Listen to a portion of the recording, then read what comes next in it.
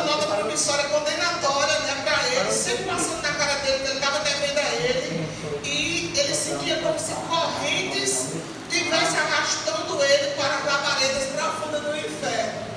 Né? Todo dia Satanás na consciência dele: olha, você tem que me pagar, você tem que me pagar o dinheiro que eu lhe emprestei, as moedas de ouro que eu lhe emprestei, o prazo já venceu e você não me devolveu.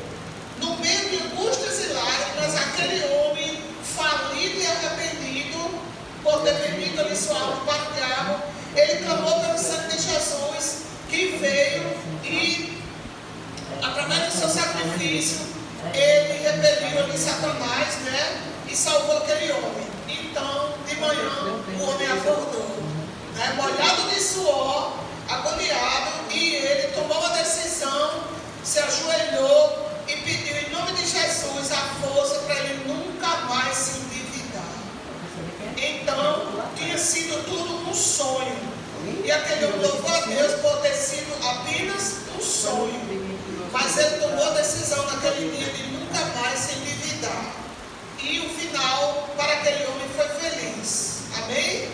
Então vamos para o verso de hoje. Depois do verso eu digo o título do sermão. O verso é Romanos 13 e 8. É um dos meus versos preferidos. E espero que se torne um dos versos preferidos dos irmãos. Romanos 13 e 8.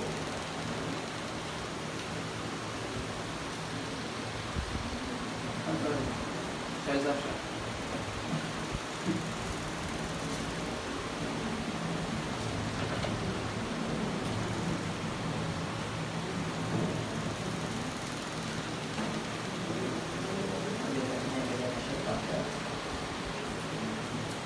Amém? Está botando um negócio. Romanos 13 e 8.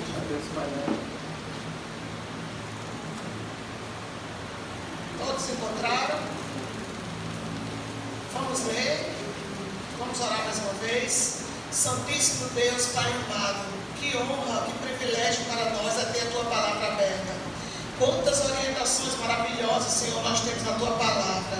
E agora nós estamos com a Tua palavra aberta em Romanos 13 e 8.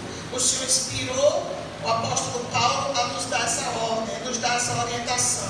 Ajuda-nos a entender, a não esquecer, a tornar esse verso um dos versos principais da nossa vida. Seja um imperativo da nossa vida cristã e nos guie no caminho eterno. Em nome de Jesus. Amém.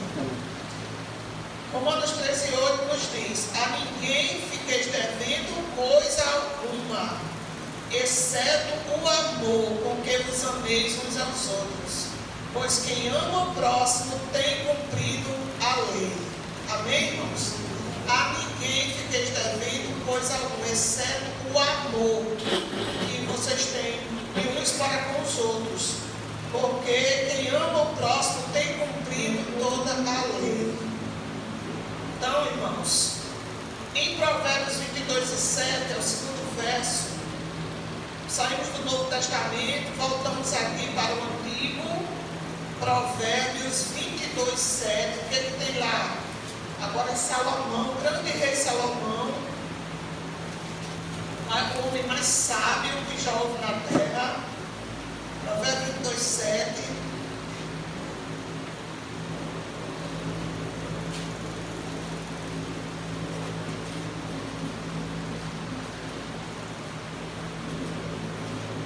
Amém? Provérbios 22, 7. Vamos ler. Passou, já está no provérbio, Daniel. Volta aí um pouquinho. 22, 7.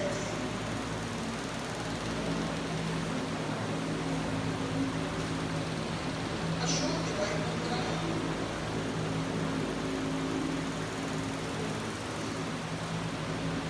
Provérbios 22, 7.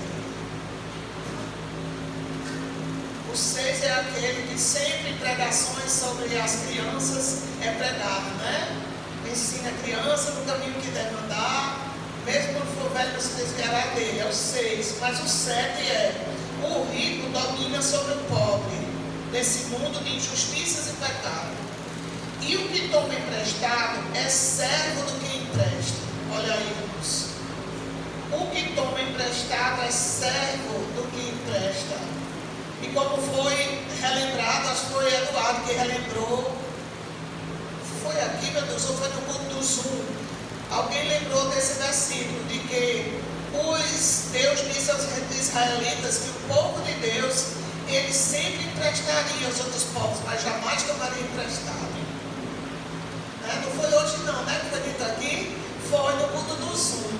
Alguém que não estava pregando, alguém que não estava falando, lembrou esse versículo, de que Deus disse ao seu povo, se vocês forem obedientes a mim, vocês emprestarão aos outros povos, mas jamais tomarão emprestado. Por quê? Porque ser servo nessa passagem aí, de Provérbios 22:7, significa um escravo que está sob o domínio de alguém, sujeito a outra pessoa. Realmente, hoje a escravidão da dívida é bem mais grave, porque ela tem um poder para crescer de forma assustadora. Vira uma bola de neve, né? Os juros. Os credores, em geral, são implacáveis e inflexíveis. Eles querem receber e querem receber com juros. Por isso, a Bíblia desaconselha a fazer dívidas. Qual a orientação principal? Fuja de cartão de crédito.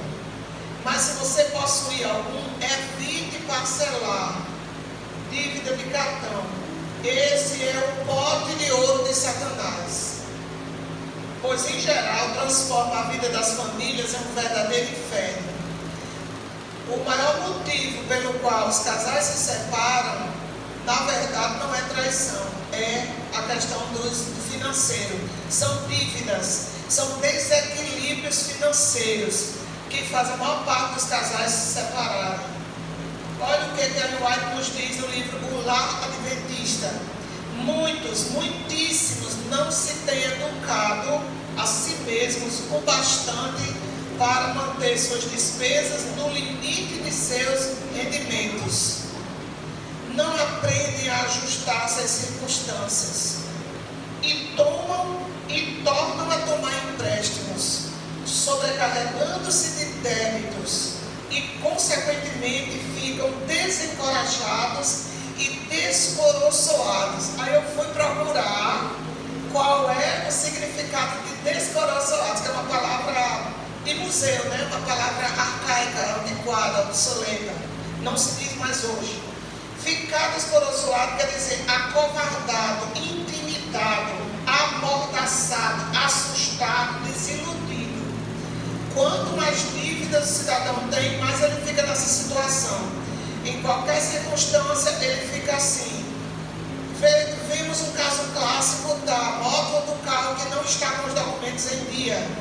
Você fica com medo de encontrar um guarda, com medo de encontrar um nório, com medo de ser multado, com medo de ter sua moto ou seu carro tomado. Né? Então, há empréstimos, aqui diz que há empréstimos que podem ser necessários se você está investindo em algum negócio. Você está começando algum negócio, né? Então, que você está esperando retorno, financiando algum imóvel ou projeto importante e as parcelas do pagamento do empréstimo estão dentro dos seus limites financeiros, aí você deve fazer. Mas o empréstimo só para viajar ou só para cobrir outra dívida é um saco furado.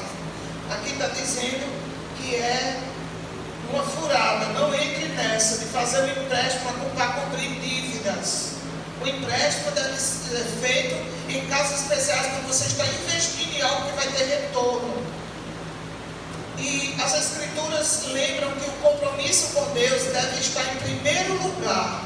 Por isso, a pessoa lá no Antigo Testamento entregava ao templo as primícias de suas rendas, ou seja, de tudo que fosse o aumento do seu patrimônio. Quando aquilo aumenta, inclusive os pastores orientam que quando se faz um empréstimo, você só devolve o dízimo quando você paga aquele empréstimo. O dinheiro do empréstimo não é seu. Quando você paga aquele empréstimo, aí é que você devolve o dízimo e a oferta. base para não cair, Exatamente. para ajudar nos pés. Então, gente, aqui também Ellen White, no Conselho sobre Mordomia, que é o mesmo mordomo eficaz que nós estudamos há um ano atrás, quando começou o culto do Zoom para valer, diz assim: onde quer que tenha havido qualquer negligência de vossa parte em restituir ao Senhor que lhe pertence, arrependei-vos com contrição de alma e fazei restituição. Restitua o que não é seu a quem você deve, e restitua a Deus se alguém está pecando no seu pacto de oferta e no dízimo. Lá em Eclesiastes capítulo 5, eu amo o livro de Eclesiastes e muito mais o capítulo 5. Todo o livro de Eclesiastes para mim é muito importante. Mesmo nos 19 anos que eu infelizmente estive longe de Deus, eu sempre li o livro de Eclesiastes. E o capítulo 5 é muito importante, fala da reverência da igreja e na santidade dos votos. Lá no versículo 5 diz assim: é bom que não votes, mas se votes, cumpra o seu voto. Cumpra o seu voto. Se você votou 5%, devolva os 5%, nem que você tenha que pedir banana lá em casa. Vá pedir banana lá em casa. Se tiver duas, eu dou uma, você fica com uma. Mas cumpra o seu voto. Se você votou, devolver. Lá no Eclesiastes 5 diz assim: é melhor que não votes do que votes e não cumpras. Se você votou devolver a Deus 10% igual ao dízimo, devolva os 10% de dízimo e devolva os 10% de oferta. E se ajoelhe e diga: Senhor, eu não tenho por que pagar minhas contas, e Deus vai fazer de onde você tirar. Amém? Então, irmãos, Deus nos ama e quer o nosso bem. Seguir sua palavra é o caminho para a paz, a felicidade e a salvação. O que Deus está dizendo é para o nosso bem. Por isso, Ele quer que não entremos em dívida. Mas se você já está em dívida, no sangue de Cristo, se ajoelhe e peça ajuda a Deus para você sair das dívidas. Você andar de cabeça erguida perante o mundo e perante Deus. Porque a dívida é inimiga da família. E evitando a dívida, nós teremos paz. E estaremos em dia com Deus e com o nosso próximo. Nesse aspecto da vida. Como é que você vai dar um contato missionário com a pessoa que você está devendo? Como é que você vai entregar um folheto e chamar para a igreja uma pessoa que você deve? Como é que você vai oferecer um estudo bíblico para uma pessoa que você deve? Então, se você não chega um dia e você não pode cumprir, corra bem cedo para onde aquela pessoa está e diga a ele que você não pode, mas dê pelo menos R$10, pelo menos o mínimo, e demonstre para ele que você está interessado e corte gastos desnecessários e coloque a sua vida reta diante de Deus e dos homens, para que ninguém tenha como apontar o dedo para você e dizer: mas você deve a fulaninho de tal, que ele me disse. Faz 3 meses que você não dá aquele dinheiro que você pegou emprestado a ele, ou que você comprou a ele e não pagou. Hoje, irmãos, nós podemos decidir colocar em dia nossas dívidas com Deus e com o nosso próximo. Amém? E pedir ao Senhor que nos ajude a ordenar as finanças do lar conforme a sua vontade. Amém? Amém. Davi vai colocar um louvor agora muito especial. Incrível que eu pensei no louvor, e quando eu perguntei a ele que louvor ele sugeriu o mesmo louvor. Se você decide hoje colocar sua vida financeira em dia com o mundo e com Deus, você vai ficar em pé quando o louvor tocar. Davi pode colocar o louvor e encerrar aí.